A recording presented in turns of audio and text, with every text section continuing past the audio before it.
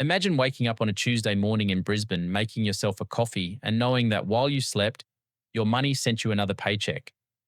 That is the dream a lot of Aussies are chasing right now.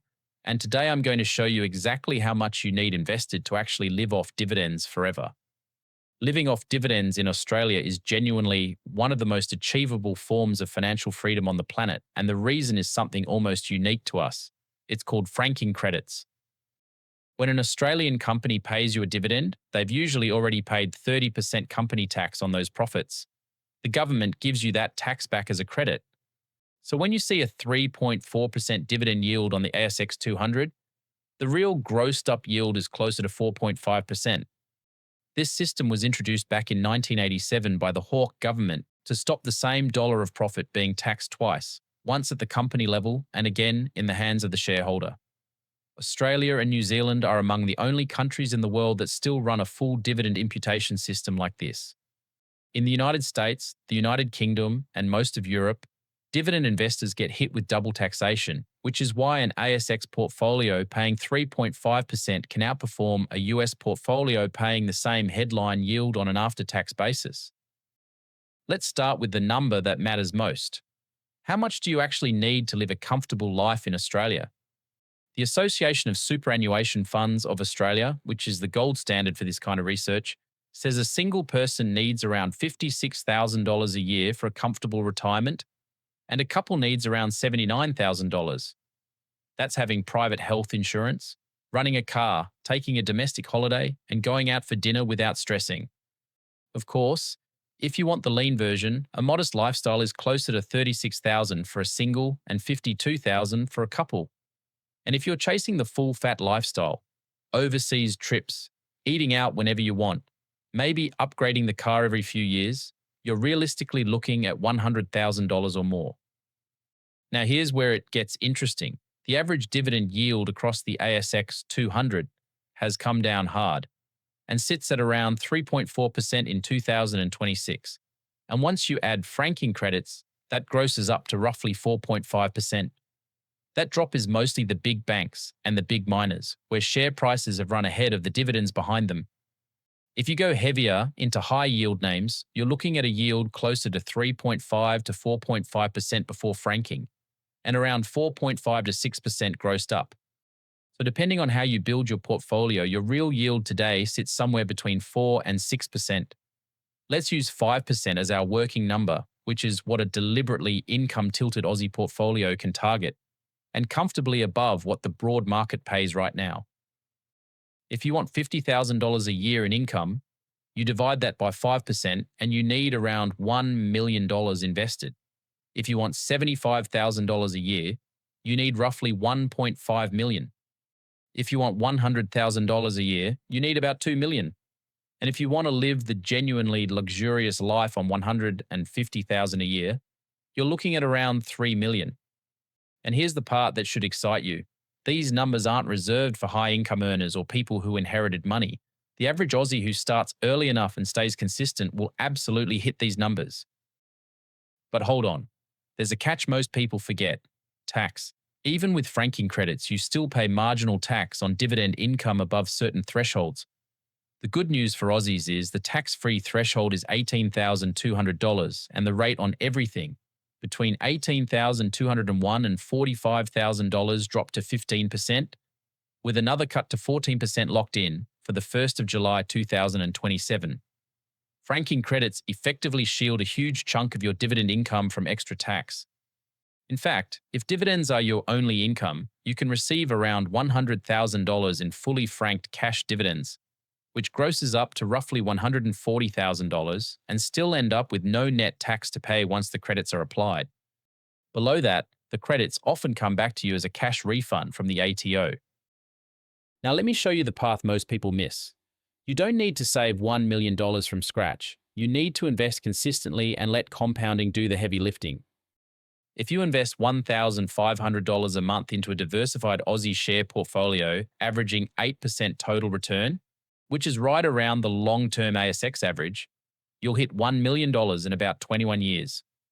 Bump that to $2,000 a month and you're there in around 18 years. Start in your late 20s and you're financially free before 50. The other lever most people ignore is the account structure used to hold these investments. Holding dividend paying shares inside superannuation means the income is taxed at just 15% during accumulation and zero in pension phase once retirement age is reached. From the 1st of July 2026, the amount you can shift into that tax-free pension phase rose to $2.1 million per person. And a new tax called Division 296 now adds an extra 15% on earnings linked to super balances above $3 million, so that one only bites at the very top end. There's also a brand new reason this matters. From the 1st of July 2027, the 50% capital gains tax discount for individuals is being replaced with inflation indexation and a minimum 30% tax on gains. And that change covers shares and ETFs as well as property. Superannuation was left out of it entirely, so the gap between holding growth assets inside super and outside, it just got a lot wider.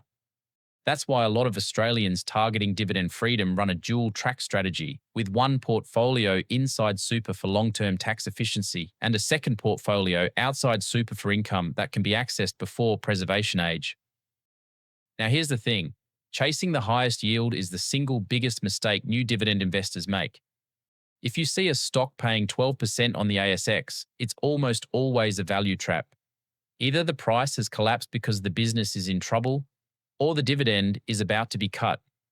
The companies that pay sustainable, growing dividends decade after decade are the steady, unglamorous ones. The big banks, Wesfarmers, BHP in good years, Telstra, Woolworths, the major insurers. Several of those are yielding under 3% right now because their share prices have run so hard, so the income takes patience. They're not exciting, but they pay you forever, and forever is the goal here. There's also a smarter way to do this than picking individual stocks, especially when you're starting out. Aussie dividend ETFs do the heavy lifting for you. VAS gives you the entire ASX 300, with a yield around 3% plus franking, which grosses up to roughly 4%. VHY targets higher yielding companies and is paying around 3.5% before franking, closer to 4.7% once the credits are counted. For most Australians, a simple 2 ETF portfolio will outperform 90% of stock pickers over 20 years, and you'll sleep a lot better. It's also worth knowing how these distributions actually land in your account. Most Australian ETFs pay quarterly in January, April, July, and October, while individual ASX shares typically pay twice a year, with interim dividends around February or March and final dividends around August or September. That uneven payment schedule is why many income-focused investors deliberately mix ETFs and direct shares, so the cash flow lands more evenly across the calendar year. Some even build what's called a dividend calendar, lining up holdings so a payment arrives almost every single month, which makes the transition from salary to dividend income feel a lot smoother when the time finally comes. Now let's talk about the part nobody likes to hear: inflation. Australian inflation was still running at 3.8% in the year to June 2026, so this is not a small problem.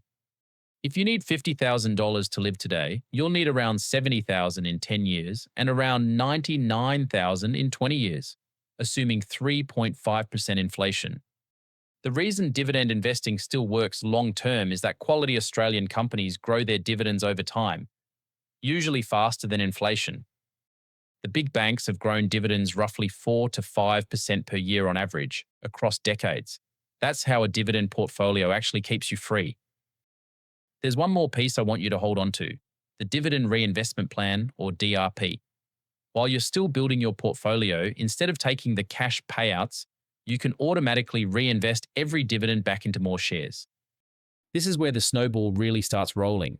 Your shares pay dividends, those dividends buy more shares, and those new shares pay more dividends. By the time you flip the switch from accumulation to living off the income, your portfolio is producing dramatically more than it would have if you'd been spending dividends along the way. So let's bring it all together. To live off dividends forever in Australia, you're realistically looking at between 1.1 million and 2 million invested, depending on your lifestyle. You can hit that by investing consistently into quality Aussie dividend stocks and ETFs, leveraging franking credits to slash your tax bill, avoiding high yield traps, and giving compounding the runway it needs to work. If this video helped you, do me a favor and hit the like button. It helps more Aussies find this content. If you're not subscribed yet, now's the time. And don't forget to turn on notifications so you don't miss the next one. I'll see you there.